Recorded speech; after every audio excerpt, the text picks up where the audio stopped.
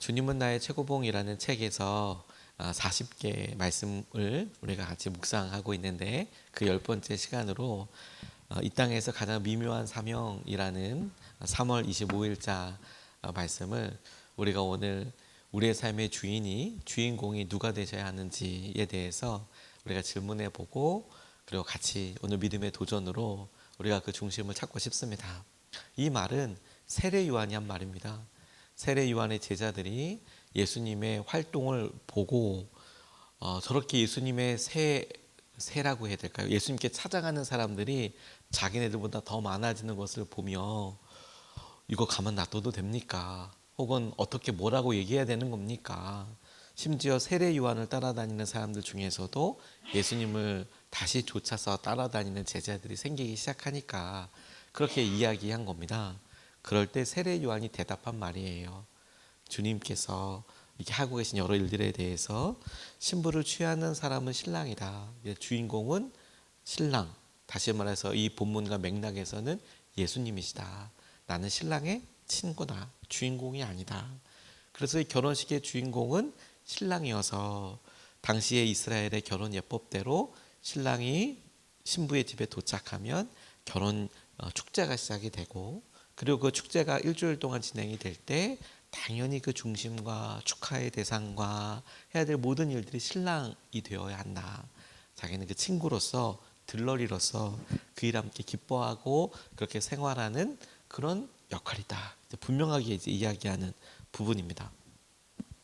제가 우연히 요즘 이렇게 트렌드 혹은 여러 일들을 이렇게 보다가 결혼식 민폐룩 그런 게 있다면서요.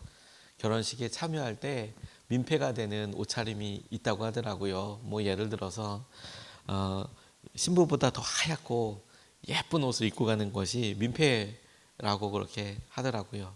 왜냐하면 사진을 찍을 때 신부가 하얀 드레스를 입잖아요.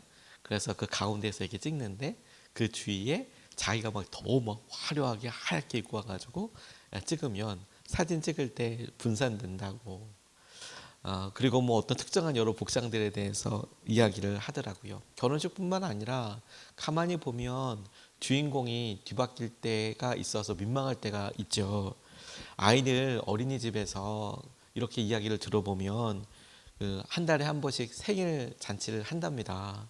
그래서 한 달에 한 번씩 그 달에 생일 맞은 어린이들, 친구들 이렇게 생일 축하하자. 뭐 대단한 생일 케이크나 뭐 이런 건 아니더라. 생일 케이크나 이런 건 아니어도 뭐 초코파이 하나라도 조그만 거라도 핵심은 뭐였냐면 오늘 이런 사람들이 이번 달에 생일이에요. 그리고 생일 촛불 끄는 거 노래 다 같이 불러주고 그래서 생일 후 불 때 그 달에 생일인 사람들이 이제 그렇게 생일 축하를 하는데 꼭 그럴 때 보면 자기가 촛불 불겠다고 그렇게 나서는 아이들이 있대요. 매달마다 촛불 켜면 자기가 주인공이어야 되는 거예요. 집에서는 자기가 몇 번씩 초를 다시 붙였다가 껐다가 해도 누가 뭐라 그래요.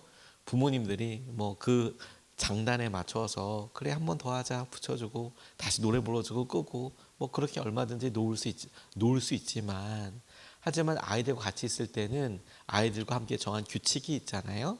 7월 달에 생일 맞은 사람 누구 8월 달에 누구 너는 5월 달이었잖아. 그런데 사회화가 조금 덜 되거나 혹은 집에서 오냐오냐 이렇게 키운 아이들은 내가 꺼야 된다고 거기서 땡깡을 부리고 막 상을 엎으려고도 하고 소리도 지르고 심지어 촛불이 꺼져 있는데 자기가 훅 가서 불어버리고 그렇게 하는 아이들도 있다고 하더라고요. 그런데 아이들 얘기를 이렇게 들으면서 저는 그게 아이들만의 이야기인가? 아이들만 그러나? 이런 생각을 해보게 됩니다. 믿음 생활을 하거나 혹은 우리가 어떤 사역을 맡거나 혹은 어느 자리에 가거나 혹은 사회적으로나 우리가 속해 있는 여러 모임들에서 어떤 일을 할 때 자기가 주인공이어야만 하는 사람들이 있잖아요. 자기가 뭔가를 맡고 주목받아야 하는 사람들이 있잖아요. 그게 어느 애교 수준이나 그래 그렇게 뭐 긍정적으로 작용하되 열심으로 하니까 그렇게 하면 좋은데 근데 그렇지 않고 반대의 힘을 작용하는 경우들도 있잖아요. 이런 상황을 오늘 오스왈드 챔버스 목사님은 가장 미묘하다라고 이렇게 표현을 했는데, 영어 표현들은 델리케트라고 나와 있더라고요. 아주 섬세하고 연약하고 아주 차이가 보기 힘든 아주 미묘한 그런 사명이다, 미션이다, 이렇게 표현을 하는데, 예배 시간에 어떤 것이든 우리가 순서를 맡은 경우와 그렇지 않은 경우를 다시 생각해 보면 믿음의 영역에서도 비교적 명확하게 이해가 되는 부분이 있는 것 같아요. 예를 들어서 여러분, 우리가 예배 시간에 대표기를 맡았다든지 혹은 안내를 맡았다든지 뭐 간증을 맡았다든지 성경 봉독을 맡았다든지, 예배 시간에 그 크고 작고 이런 게 아니라 뭔가를 맡았으면 갖게 되는, 우리가 오늘 예배가 이렇지 저렇지 그리고 주목해야 되는 이런 부분들이 있는 반면에, 하지만 오늘 아무것도 없어 그러면 상대적으로 안심이 되는 부분들도 있지만 관심도 그만큼 많이 없어지는 경우들이 있죠. 그 차이를, 이걸 죄라고 하기도 그렇고 이게 첫사랑이 식었다 하기도 그렇고, 그 미묘한 차이를 우리가 알죠.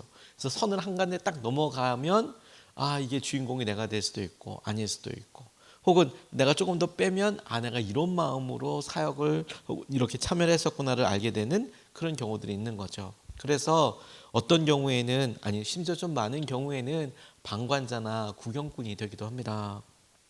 그렇죠? 우리가 이 시대에 여러 교회들과 믿음 생활, 신앙 생활을 보면서 주님께서 가장 이렇게 생각하게 될 부분, 우리에게 도전하시는 부분이라고 싶어요. 왜냐하면 어떤 일을 열심히도 하지 않았지만 열심히 하는 것에 있어서 상처도, 왜냐하면 서로 주인공 되려고 하기 때문에 그래서 받게 되는 다른 사람에 의한 상처도 있지만, 다른 사람에서 받은 상처들 중에 그 사람의 잘못과 행동도 있을 수 있지만 내가 주인공이 안 돼서 그래서 상처를 스스로 받는 경우들도 있고, 그래서 선택한 방관자, 구경꾼 모두라고 한다 그러면 나중에 주님께서 왜 그랬냐고 물으실 때 그 미묘함에 대해서 설명하기가 되게 애매할 거예요. 하지만 결코 잘했다고 할 수는 없겠죠. 우리도 믿음에 있어서 주도적이 되어야 한다고 생각하는 면이 있습니다. 그래서 하다못해 고난 가운데에도 내가 스스로가 이렇게 생각을 하는데, 그런데 이 세례 요한은 자신의 위치와 정체성을 잃지 않고 명확하게 그 부분을 지키고 있고 자기의 사명을 고백하는 부분이 오늘 우리에게 믿음의 도전이라고 싶어요. 여러분, 오늘 우리의 삶의 도전은 세례 요한 사역이에요. 주님과 함께 동행하되 주님의 놀라운 일을 보되 그 미묘한 선을 넘지 않고 주인공이 예수님이 돋보이시도록 우리의 마음과 말과 우리의 행동을 표현하는 것. 오늘 본문의 29절 말씀을 세번역 성경으로 보면 이렇게 나와 있습니다. 신부를 차지하는 사람은 신랑이다. 신랑의 친구는 신랑이 오는 소리를 들으려고 서 있다가 신랑의 음성을 들으면 크게 기뻐한다. 나는 이런 기쁨으로 가득 차 있다. 이렇게 이야기하고 있습니다. 자, 지금 이 장면을 떠올려 보면 신랑이 이제 이스라엘의 결혼 예법대로 이제 도착하는 것을 기다리고 있는 거죠. 근데 적어도 이 본문 말씀만 딱 보면 어떤 것을 상상할 수 있냐면, 지금 이 친구가, 신랑의 친구가 신랑 앞에 있는 것도 아니에요. 신랑이 오는 것을 기다리고 있죠. 그리고 신랑이 오는 소리를 들었어요. 그러니까 이날은 신랑이 정말 바빠. 혹은 해야 될 일이 있어. 그리고 신부네 집 문지방을 넘자마자 아마 그 예법대로 장인어른이 될 사람 혹은 신부, 그 가족, 그 예법대로 따라가야 되겠죠. 그러면 그 친구가 저기 있을 때 그 친구랑 인사를 하거나 이렇게 굳이 하지 않는 상황처럼 오늘 이 그림을 떠올려 볼 수 있지 않겠습니까? 신랑의 음성은 들었어요. 근데 신랑은 지금 어디서 뭘 하고 있을지에 대해서 굳이 자기가 가서 내가 눈을 맞추고 왔다고 나 이렇게 왔다 이렇게 알리는 것도 아니고, 신랑이 오는 것을 보고 그래, 오늘 주인공은 저 친구지, 저 사람이지, 크게 기뻐하고 이렇게 이야기하는 그런 걸 설명을 하고 있습니다. 신랑을 진심으로 축하하고 우정과 충성을 유지하기 위해서 다른 어떤 것보다도 그 분과의 관계를 중요하게 생각하는 것이죠. 우리가 이걸 놓칠 때가 있어요. 우리가 이걸. 그리고 그렇게 우리가 하고 이렇게 살 때 엄격결에 우리가 이렇게 들어간 다음에, 엉겁결에 이렇게 들어간 다음에, 그리고 나중에 괜찮다고 생각하는, 혹은 미안하다고 하면 되지 이렇게 생각하지만 여러분 그게 그렇게 됩니까? 스포츠 상황에서 웃기는 상황 이렇게 봤는데 어느 사람이 막 1등으로 이렇게 들어오고 그렇게 해서 이 첫 번째 테이프를 뜯잖아요. 그래서 멀리서 달려오는 사람이 이렇게 오는데 어떤 사람이 축하해 주려고 하다가 엉겹결에 자기가 거기를 먼저 들어온 거예요. 그래서 막상 이 진짜 1등한 사람은 테이프를 끊지 못했어요. 앞에 이 사람이 대신 확 가버려 가지고 주인공이 완전히 바뀌어버리게 되는 거죠. 그래서 다시 하고 사진 찍으려고 다시 이렇게 뛰어들어오는 그런 웃지 못할 해프닝을 이렇게 보기도 하더라고요. 우리가 미묘한 사역하라고 이렇게 이야기할 때 그걸 미묘하다 그리고 사역이다 사명이다라고 하는 이유는 뭐냐면 우리 주인공 아니잖아요. 진심으로 주님께서 주인공 되시는 것을 보는 것에 우리의 마음을 두여한다. 그것이 아주 섬세하고 아주 미묘하다라고 표현하고 있는 거예요. 주님의 영광을 내가 차지할 수 있으니까. 때로는 박수 한 번에, 때로는 여러 칭찬 한 번에 우리가 삶이 으쓱으쓱하고 하는 것이 어쩔 수 없다고 하더라도 여러분 우리가 어느 순간에 그것을 쫓아가요. 어디서 인정받을 수 있을지 어디서 이렇게 해야 할지를 따라가죠. 그래서 내가 안 하면 안 해. 우리 스스로가 아니면 안 하려고도 해. 그리고 다른 사람이 하려고 하고 심지어 더 잘 되면 막 이렇게 시샘도 나.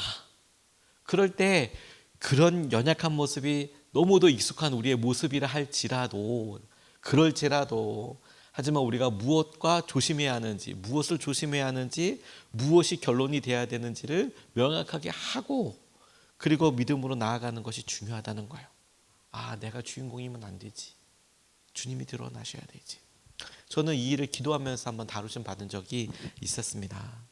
제가 부목사로 이렇게 부임을 해서 열심도 있고 해보고 싶은 것도 있고 기회도 닿고 그러니까 정말 열심히 준비하면서 동계 수련회를 이렇게 준비하고 있어서요. 당시에 청년들 사역을 하고 있었는데 그 청년들 예쁘죠. 열심히 하려고 하는 청년들 보니까 너무 예쁘고 그 일을 또 하려고 하니까 하고 싶은 열정들도 막 넘치고 아이들도 넘치고 막 그랬어요. 그러니까 기도도 간절히 나오고요. 간절히 기도하면서 하나님 이 일을 좀 주님의 뜻대로 은혜가 넘치고 순서마다 아이들에게도 아니 우리 청년들에게도 막 이런 기도가 나오면서 제가 3일을 금식하면서 준비한 일정의 비교적 초반에 하나님 은혜를 부어달라고 스태프들을 위해서도 그렇게 간절히 기도하는 시간을 가졌었어요. 그런데 금식을 이렇게 해보면 어떤 때는 참 쉬운데 어떤 때는 유독 그렇게 힘들 때가 있어요. 유독 건강 상태 이런 것들도 좌지우지 되겠지만 어떤 때는 그렇지 않고 일상적인데도 막 견디기가 너무 힘든 그런 금식의 때가 있어요. 특별하게 은혜를 주실 때거나 혹은 어떤 마음을 다루실 때거나 저는 개인적으로 이렇게 힘들 때 그러면 그만두지 않고 뭐가 하나님께서 내게 이렇게 하실까 이렇게 조금 결단하고 조금 더 기다리고 기도하는 편인데 제가 기억하기로 그 기간이 정말 힘들었던 기간이었던 것 같아요. 보통 3일씩은 금식하면서 그런 은혜를 주님의 말씀이 이렇게 잠잠하게 다가오는 그런 것들을 사모하고 기다리는데 그때는 너무 힘든 거예요. 침대에 누워 있어야 될 만큼 기력이 없을 만큼 한 끼 두 끼 굶는다고 해서 금식한다고 해서 그 정도는 아니거든요. 하루 정도 이렇게 해도 티도 별로 나지 않거든요. 사람들도 잘 모르거든요. 근데 그때는 유독 그렇게 힘들었어요. 그래서 저 스스로 밥을 다시 먹어야 되나 이거 이렇게까지 해서 은혜를 달라고 기도하는데 내가 이렇게까지 해야 되나 그래도 마음속에 제 열심히 그런 제 연약함을 이기더라고요. 무슨 말이냐면 그래도 그러면서 제 기도 제목이 딱 한 가지였어요. 하나님 이번 수련회 좀 도와주세요. 이번 수련회 좀 도와주세요. 저 이렇게 하고 하는데 수련회 좀 도와주세요. 수련회 은혜를 주세요. 수련회 도와주세요.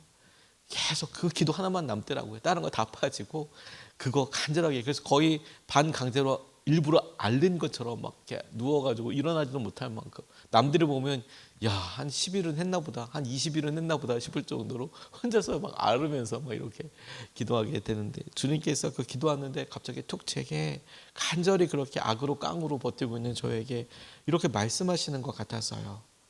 저에게 이렇게 오셔서 주님께서 정말 뜬금없이 그리고 아주 정확하게 직접적으로 물으시더라고요. 내가 왜 도와줘야 하냐고. 그 질문을 받고 진짜 황당했어요. 주님, 이거는 수련회잖아요. 청년들이 이렇게 많잖아요.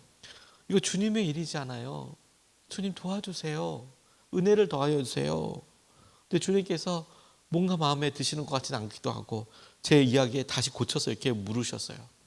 이게 내 일이고 내가 내 일을 하는데 내가 왜 너를 도와줘야 하냐고. 전 처음에 무슨 말인지 못 알아들었어요. 주님께서 만나는 시간이죠. 수련회는 주님이 주인공이신 시간이잖아요. 그 시간에 주님께서 직접 성령으로 함께 하시고 운행하시는 시간이잖아요. 주님께서 계획을 갖고 계시잖아요. 근데 주님께서 제 태도와 제 마음과 제 연약함 뒤에 꽁꽁 숨어있는 저를 이렇게 진리의 빛으로 비치시는 것 같았어요. 내가 내 일을 하는데 내가 너를 왜 도와야 하냐고. 제가 그 이야기를 듣고 깜짝 퍼뜩 놀라서 고민하고 기도하다가 주님이 뭘 말씀하시는지 알게 됐어요. 그리고 기도가 바뀌었어요. 그런 어려움 가운데에서도. 뭐냐면 주님, 그렇죠. 주님이 하시는 일에, 주님이 계획하시는 일에 저를 써주세요. 저를 도와서 제가 일을 잘하는 게 아니라, 그게 목표가 아니라 주님이 하시는 일에 연약한 제가 어떻게도 쓰임받게 해주시고 그 일이 주님이 하시는 일에 흡족하게 해주세요. 흡족하게 해주세요. 기도 제목이 그렇게 바뀌고 그렇게 간절함의 방향이 완전히 바뀌게 된 적이 제게 있어서요. 여러분, 우리의 삶에 우리가 간절히 주님 앞에 기도하고 나아가죠. 오늘도 여러분, 우리의 삶의 주인공은 주님이시죠. 주님의 계획에 주님께서 우리 가정을, 우리의 만남을, 그리고 심지어 우리 자신도 아주 소중한 부분으로 속해 있는 게 틀림없어요. 근데 그렇게 속하고 우리의 가장 선한 것, 가장 좋은 것으로 주실 것이 분명하지만 그럼에도 불구하고 우리가 이 선을 넘으면 안 돼요. 어떤 선? 우리의 삶의 주인공, 우리가 이 일을 하는 이유와 우리의 삶에 이런 일이 허락된 이유와 그래서 우리가 얻고자 하는 목적과 삶은 이건 주님의 영광을 위해서고 주님이 주인공 되시는 것이고 그리고 이 일을 통하여서 주님의 계획이 이루어지게 되는 것이에요. 이게 목표인 거죠. 그래서 세례 요한은 이렇게도 이야기합니다. 그분이 예수님과 예수님의 제자들이 잘 돼간다는 소문을 들었을 때, 세례 요한이 아직 살아있을 때 그 이야기를 듣고 세례 요한이 직접 이렇게 이야기해요. 그는 흥하여야 하고 나는 쇠하여야 하리라. 그는 흥하여야 하고, 예수님은 계속 그렇게 흥하여야 하고 자신은 점점 더 쇠하여져야 한다. 중심을 잃지 않는 것이죠. 말씀에 주님께서 재능대로 달란트를 나눠주고 그 달란트대로 열심히 맡겨놓고 그래 이걸 가지고 너희들 어떻게 해봐라. 그리고 먼 길을 떠났다가 돌아왔을 때 그리고 그들이 무슨 일을 했는지 그동안의 시간을 그들이 남긴 달란트를 가지고 이렇게 세마를 그때 그래서 얼마나 많이 남겼느냐 우리는 보통 거기에 집중하느라 주인이 나한테 얼마를 맡겨줬느냐에 되게 관심이 많지만 정작 놓치고 있는 것이 뭐냐면 5달란트 받은 사람이나 2달란트 받은 사람이나 주인이 받은 상급이 주인께로부터 받은 상급이 똑같다라는 점을 놓쳐요. 내가 내게 작은 것으로 이렇게 맡겼는데 네가 작은 것에 충성하였음에 내가 너에게 많은 것으로 맡기고 네가 주인의 즐거움에 참여하게 될 것이다. 5달란트 받은 사람, 2달란트 받은 사람, 1달란트 받은 사람이 처음에 주인으로부터 인정받은 것 같아서 나 5달란트 받았다, 나 2달란트 받았다 기뻐할 수 있지만 1달란트밖에 못 받아서 좌절할 수 있지만 핵심은 뭐냐면 그들이 계속 자랑 혹은 실망하는 이유가 뭐냐면 내가 얼마만큼의 달란트가 있느냐 가지고 마음이 좌지우지 될 수도 있었을지는 모르겠지만 주인이 왔을 때 주님이 오셨을 때는 생각이 완전 바뀌었어요.